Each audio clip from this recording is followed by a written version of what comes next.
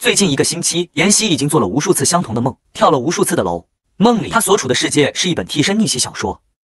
她是病弱的白月光，也是恶毒女配。我发现我的世界是一本小说，在这本替身逆袭小说里，我是恶毒女配角。原本女主是绑定万人迷系统的陈香香，她因为跟我长得相似，小说主角陈香香是从贫困山区走出来的村姑，因长相跟她极其相似，被她的父亲西井行收养，当做了她的替身。可当我回到家，我才发现我失去了一切。我的父亲，我的朋友，你还回来干什么？你只会给这个家带来痛苦，这个家不欢迎你回来。而我在书中因为嫉妒，事事跟陈香香作对。走开，不要你假好心。妍希，你果然是个恶毒的女人。香香，你没事吧？妍希一度并不相信。陈香香坏笑地看着妍希，就这样拥有系统的女主陈香香夺走了我的一切，而我被所有人厌恶唾弃，最后被曾经的爱慕者设计毁了容，结束了生命。妍希站在露台上，早春的风还带着森森寒意，她却穿着单薄的病号服，神情怔忪。照顾她的护士推门看见这副情形，顿时有些紧张。严小姐，您快回来，可千万别着凉。把妍希劝回房间，护士将托盘里的药递过来，妍希看都没看，直接悉数吞下，眉头都没皱一下。您父亲今天路上出了交通事故，不能来接您，出院了。不过他人没有大碍，说明天一定会过来的。小说剧情就是这样，父亲出了交通事故没来接我，我回去砸了陈香香生日宴。没关系，我已经成年了，我可以自己出院，我不会跟书中的自己一样成为悲惨的恶毒女配。护士怔愣了一下，即便如此，她也不敢松口。我帮您去问问医生。等他走开，等他走开。妍希拨通了许久都不曾拨打的电话。舅舅，我想回家，您能安排人来接我吗？电话那头一阵手忙脚乱的声音，紧跟着是严允之堪称狂喜的声音。可以，当然可以。3个小时后，车子抵达了一处别墅区。自家别墅院子里张灯结彩，是特意装饰过的。哎，你一会给香香送什么礼物啊？不告诉你，反正是好东西。妍希穿过庭院，径直往大门这边走。你谁啊？谁让你进来的？快出去！大门猛地推开，一个梳着大背头的男生从里面走出来。见状皱眉抱怨：怎么什么阿猫阿狗都放进来了，扰了我表妹的生日宴，你们负得起责吗？这个人是陈香香堂哥陈勋。妍希声音淡淡的：这是我家。刚想说2句，猛地看见了妍希的脸，虽然戴着口罩，可是露出来的额头光洁饱满，柳叶眉，杏仁眼，睫毛很长，漆黑浓密如鸦羽，衬得眸色漆黑如墨，漂亮的不像话。你赶紧去招待香香的同学吧，我来跟这位美女说。小妹妹，你别开玩笑了，你说这是你家，这可是豪门，你也不看看自己穿的是什么破烂，说谎都不眨眼，不如跟了我吧，我给你买新衣服啊。笑嘻嘻的，语气流里流气，充满着自以为是的调侃，另一只手也不老实的直接朝妍希的月药上搂了过来。妍希没想到这人居然这么不讲礼貌，直接就动手，她飞快的侧身躲了过去，将他的打掉脸色冷了下来。滚开！当场就变了脸色，你他妈别给脸不要脸，这可是你自找的。忽然扬声大喊：快来抓小偷啊，这里有个女的混进来，偷了我要送给香香的手链。这谁啊？胆子也太大了，在席家偷席家大小姐的东西，来蹭宴席的吧，也不看看这是什么地方。此时有个保全走过来，这位小姐，请你把香香小姐的手链交出来。妍希缓缓地说，大厅里有4个摄像头监控着家里的一切，是我偷东西还是他满嘴谎言？看看监控不就知道了吗？保安一问，想着你怎么会知道？旁边众人喊着，听他废话什么，赶紧送去警察局。就是香香一会就要下楼切蛋糕了，可别破坏了她的好心情。这位小姐，请先跟我们出去，你们把人按好了，本少爷来好好搜搜，与他把我的手链藏哪里了。很好笑吗？妍希忽然开口，一脚踹郑托，赏1巴掌给保全，走了过去，赏了1巴掌给陈勋。还搜吗？你T M竟然敢打我！有人摩拳擦掌，准备出手给妍希一个教训。就在这时，大小姐，忽然空气里一道惊喜的声音传来。妍希抬头就看到站在楼梯上的老管家，一双浑浊的眼睛里瞬间蓄满了泪水，走到妍希面前，仍旧心绪难平。大小姐，您终于回家了。妍希的眼神软了一下，和伯伯好久不见，这个人你处理一下。鲜白的手一指，正是陈勋。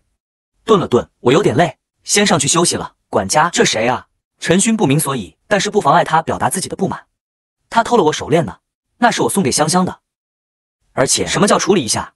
当他们是阿猫阿狗呢？偷个屁偷！谁知和管家半点不买账，他插着月要瞪着眼，中气十足。你在席家污蔑席家大小姐偷了你的手链，你哪里来的脸？佣人呢？快把他给我轰出去！大小姐，席家大小姐，愣住了，你们还愣着做什么？立刻把他给我轰出去。陈勋脸色变了变，那个痨病鬼，他不是快死了吗？不是，席家哪里来的大小姐？不是香香才是席家养女吗？不知道啊。对了，香香呢？要是陈香香知道自己堂哥就这么被佣人轰出去了，肯定不会善罢甘休的。2楼休息区的露台上，陈香香说着：“你们能来帮我庆生，我已经很开心了。17岁的生日有你们，真的弥足珍贵。”傅雨怀看着他娇艳的脸庞，眼神微微闪烁了一下。是吗？那是我的荣幸。他生了一双狐狸眼，平时总是笑眯眯的，看着比霍子昂好亲近的多了。陈香香看见远处的管家跟佣人，和管家陈生还不快送到大小姐房里去，光喝酒对胃不好，我去让他们把点心送这里来。跟佣人说不用送到我房间里，送2楼露台那边。等到了房门口，余光看了一下，那个人是妍希。他怎么回来了？猛地看见妍希，他下意识的蹙眉：“你是谁？为什么乱闯别人的房间？”你渐渐的就没了声音。妍希有些意外的看了对方一眼。小说里陈香香出场就带着一股少女的娇憨和迷糊，经常做出平地摔进男人怀中这种事，这也是最迷人的气质之一。妍希还以为他眼神不好，可现在看来明明就不傻嘛。他心平气和的笑了笑：“是啊，为什么乱闯别人的房间？你又是哪位？”和管家满脸的尴尬：“先生这般的都叫什么事哦？”这位是陈香香小姐，先生请回来的客人。和管家只能如实答：“我知道。”妍希在旁边的贵妃榻上落座，拿起抱枕抱在怀中，单手支着脑袋，看着陈香香，浅浅笑了一下。她是当年陈家的那个小姑娘吧？没想到13年过去，已经长这么大了。妍希不是已经病了好几年了吗？长期生病住院的人，多半心态是变态扭曲的。回到家里，骤然看到已经有人登堂入室取代她的位置，她不应该大吵大闹吗？这个房间里的布局换回之前的吧。妍希忽然吩咐：“床单被褥都给我换了。”陈香香眼底飞快划过一抹异色，她知道妍希终于要露出真面目了。“对不起，这是你的房间吗？”陈香香慌慌张张的，眼里充满了自责。“抱歉，我不知道你要回来。昨晚大雨，我房间的窗户没关，淋了雨。是伯父非要我住进来的，这就让人把我的东西回去。”她一副愧疚的不行的样子，眼底隐隐带着水光，着急忙慌的抱着枕头准备走。“香香，这是做什么？”傅雨怀有些诧异的声音在门外响起。“等等，你要搬回之前那个房间？那里都进水湿透了，住不了人的，谁让你搬出去的？”最后一句隐隐带着怒意。霍子昂也神色不悦地看了门口的佣人一眼，迈着大长腿，声音带着隐隐的压迫：“谁在里面？”边说边走进去。然后青年高大的身影瞬间僵住，眸光一转，看见霍子昂，微笑着打招呼：“啊，子昂，好久不见。”斯人如画。霍子昂看着妍希的目光又深又沉：“你什么时候回来的？怎么不叫人去接你？”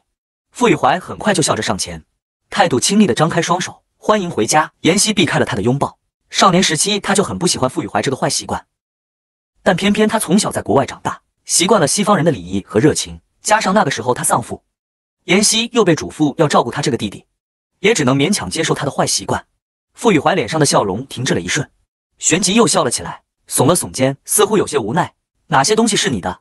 管家叫几个佣人帮他一起搬吧。”陈香香似乎反应慢半拍：“对不起，对不起，我马上搬。”傅雨怀笑嘻嘻：“其实我觉得还是不用搬比较好，折腾来折腾去，把妍妍都折腾累了。妍妍既然要养病，自然需要安静的环境，不如去住西边的那间次卧吧，那里一直都收拾打扫得很干净，稍稍收拾下就能住了。”他漂亮的狐狸眼含笑看着妍希，仿佛很真诚的建议。只有妍希知道他是故意的。西边的那间次卧规格跟他住的这间差不了多少，曾经是母亲养病的地方。按照小说里的内容，他回到家时已经是1个月之后。那时候陈香香已经在他的房间里住了一段时间，所有人都习以为常，他也确实给这个家带来了许多欢笑和快乐。妍希的归来就显得有些不那么合时宜。家主席景行对亡妻情根深重，人死了那么多年还一直怀念，鲜少展颜，严家也一直笼罩在哀伤之中，似乎丧失了欢笑的权利。但在长久的哀伤也会被时间冲淡，所有人都期盼着能快点走出来，重新拥抱绚丽多姿的生活。这个家里的每一个人都开始自发的维护像是小太阳般温暖的陈香香，而警惕戒备着有可能把这个家又拖入苦痛之中的妍希。于是所有人都帮腔陈香香，生怕妍希要抢回自己的房间。只有何管家一个人据理力争，明明就是大小姐的房间，让外人住了也就算了，大小姐回来了居然还不挪地方，这是什么道理？那个时候也是傅雨怀笑嘻嘻的建议他去住母亲的房间。妍希心中虽然有些不舒服，只是想着陈香香毕竟来者是客，同时不想家人之间失了和睦，到底还是大方地接受了傅雨怀的建议。这大方的一让，让他到死都没能再住进自己的房间。此时此刻，妍希又怎么会退让？妍希看着傅雨怀，浅浅一笑，不行，不行。另一道声音也同时响起，是霍子昂。他皱眉，显然不认同。这是妍妍的房间，和管家吩咐佣人叫人来给大小姐收拾房间。陈香香冲他安抚性的笑了笑，主动站出来道：“是我该把房间让给妍妍姐。”让这个词让妍希饶有趣味的笑了笑。那你恐怕搞错了，这个房间是我的，现在不过是物归原主而已。说着意味深长的看了陈香香一眼，眸光落在了她的颈脖子上。现在东西可以还我了吗？陈香香愣了片刻，才反应了过来，她的神情有些窘迫，手忙脚乱的锯取脖子上的那根项链。我不知道这个是你的，是伯父让我戴的，声音都快颤抖了。妍妍姐，你别误会我。就冲他这句话，妍希也必须误会他。一再的强调是袭警行要求的，到底是想证明什么呢？还是想激怒他？妍希让何管家把那根项链收起来，浅浅一笑，我以为不随便拿别人的东西是中华民族的传统美德。陈香香脸色都涨红了，低垂着脑袋，一副难堪至极的样子。傅雨怀狐狸眼闪了闪，妍妍，你这话说的太严重了吧？就是借贷一下，严伯伯都同意了的。老实说，在场的几个人谁都没见过妍希这么不客气的样子。妍希从小养在严家，一举一动都沾染百年世家的底蕴和教养。她性格平和，天资聪颖，从小就是最完美的名媛淑女范本，待人待物永远从容淡定，又心怀悲悯，始终对弱小的人或事物多一份宽容之心，从来不愿意与人为难。傅雨怀印象中，他连生母去世，悲痛都是深深藏在心里，小小年纪还要安慰父亲和招待前来吊唁的宾客，把一切都安排得井井有条。这样的人在遇到冲突的情况下，首先想到的是息事宁人才是。可现在妍希对待陈香香的态度可以称得上咄咄逼人了，这可不符合严家的家规和妍希的教养。好吧，那换个说法，不问自取是未偷，他经过我同意了吗？妍希转头看着傅雨怀，雨怀，你从什么时候开始也这么是非不分了？还是说我爸就可以随意处置你的东西，而不经过你的同意？傅雨怀眼底有黑气一闪而过，很快舌尖抵着后槽牙，缓缓笑了。好吧，是我多嘴，妍妍你说的都对。他摸了摸鼻子，一副吊儿郎当又玩世不恭的样子。妍希没有多管他，顿了顿，又转头看向陈香香，是你在办宴会？陈香香，是。妍希点头，那你恐怕得梳理一下你的交友圈子，刚刚有个男的见面就动手动脚，没得逞就污蔑说我偷了你的手链。陈香香脸色顿时变得有些难看，抱歉，我马上就去说他们。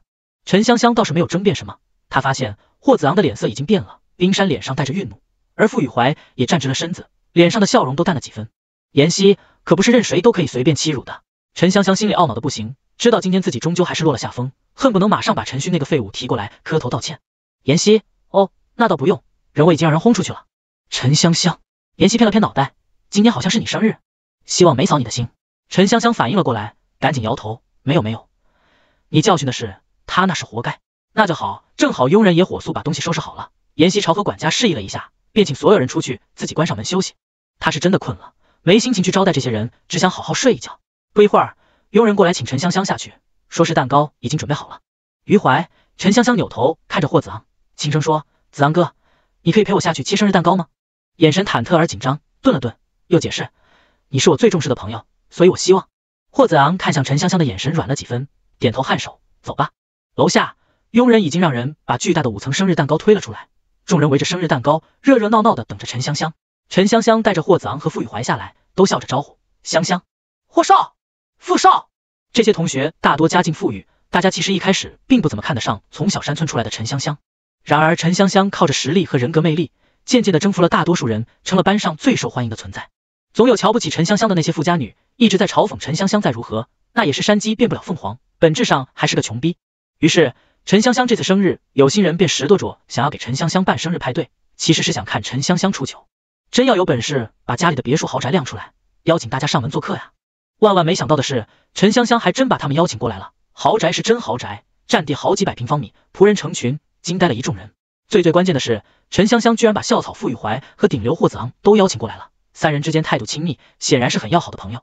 谁还会质疑陈香香的身份，怀疑陈香香在席家的地位？她就是当之无愧的席家大小姐。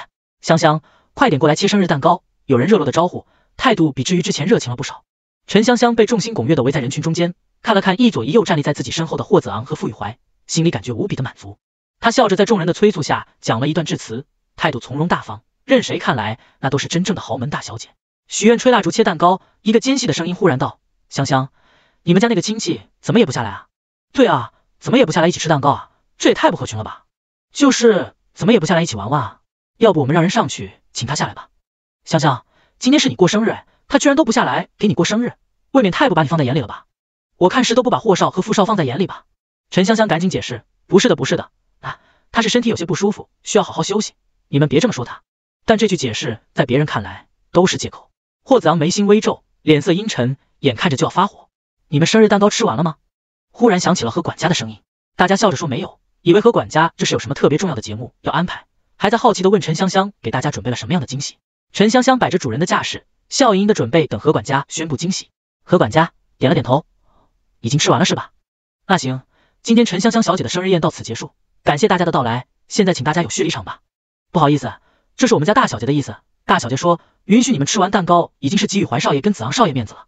陈香香不是说自己是豪门大小姐吗？刚刚管家好像不是这个意思。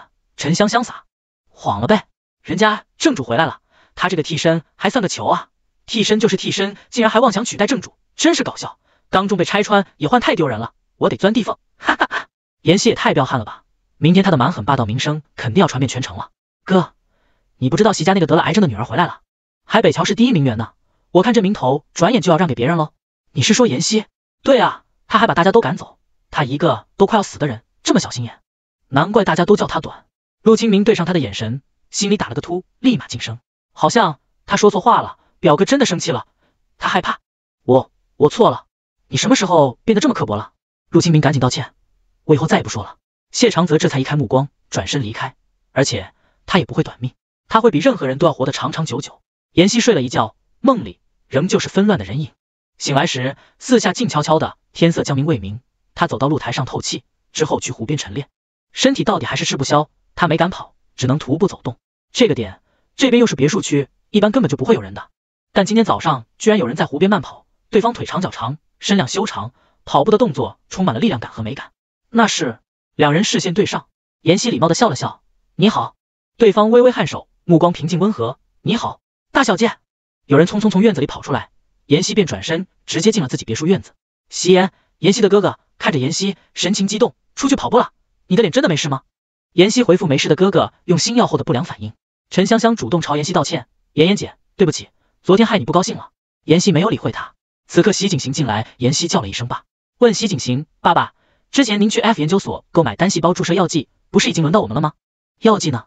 席景行暗哑的声音，药已经给香香的母亲用了。爸，席妍忍不住提高了音量，你怎么就把药给了外人呢？妹妹怎么办？这可是救命的药，没有真的可能会死人的。陈香香脸色苍白，手足无措的看向了席景行，而席景行也满脸羞愧，几乎抬不起头来。当时情况紧急，香香的母亲也得了癌症，需要药救命。香香求到我跟前，我没办法。妍希神情平静，内心已经没有了什么波澜，毕竟提前就知道了结局，确实没什么好惊讶的了。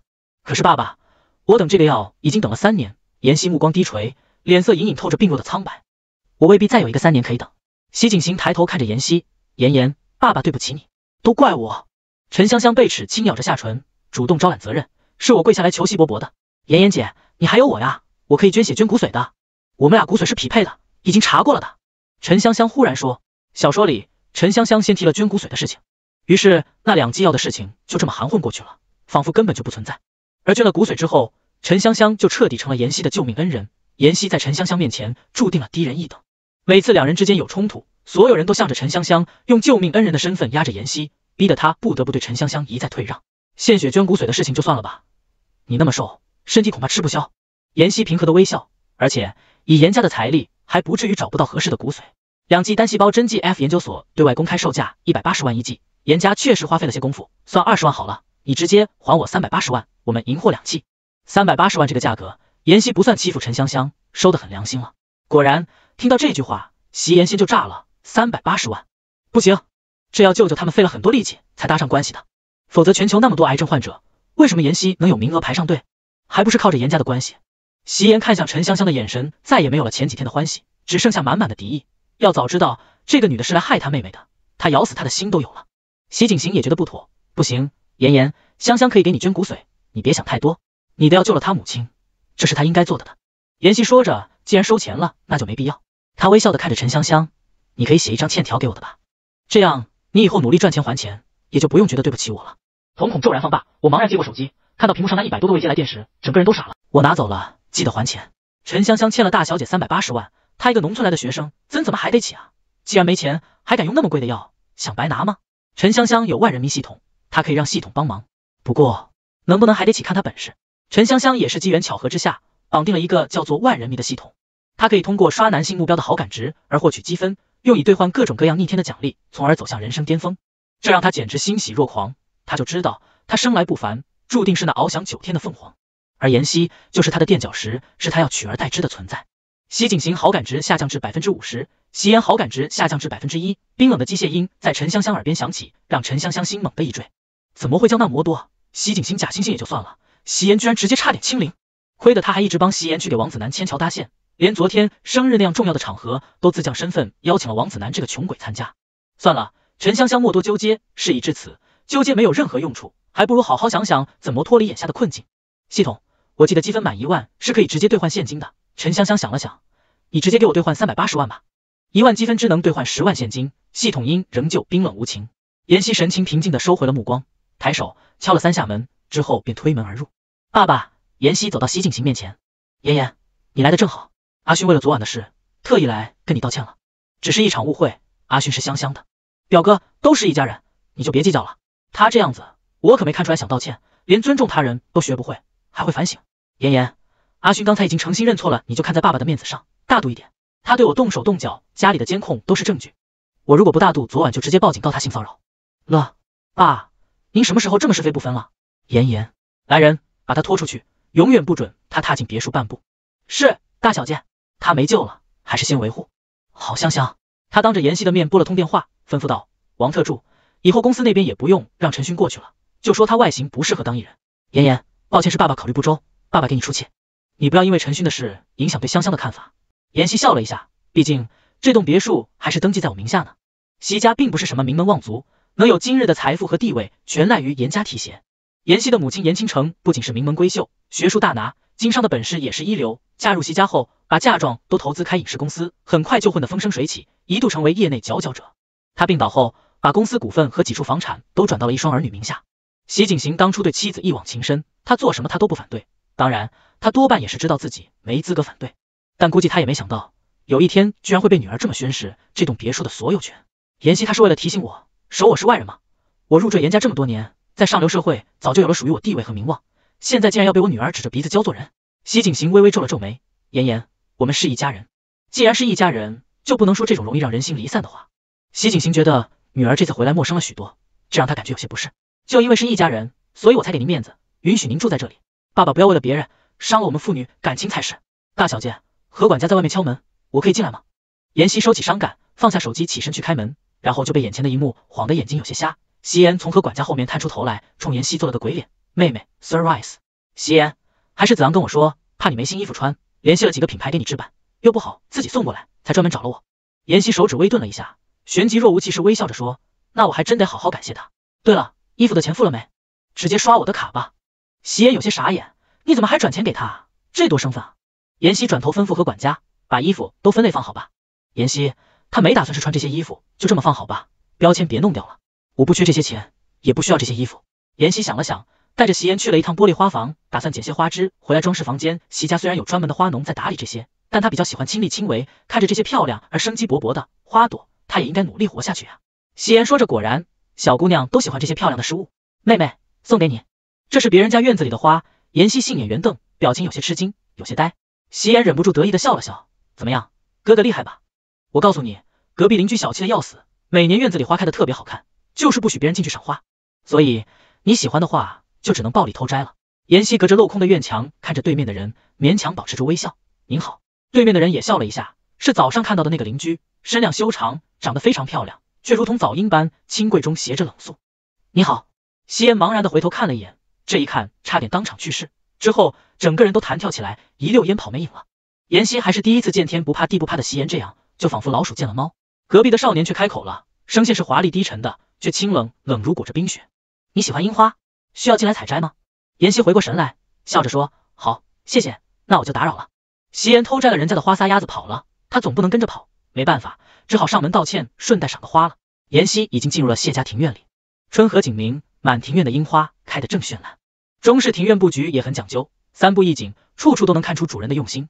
少年长身玉立，站在樱花树下，仰头看着天空，扶着树干的手修长，腕骨突出，是一抹玉似的细腻的白。听到动静，他回过头来，朝妍希微笑着点了点头。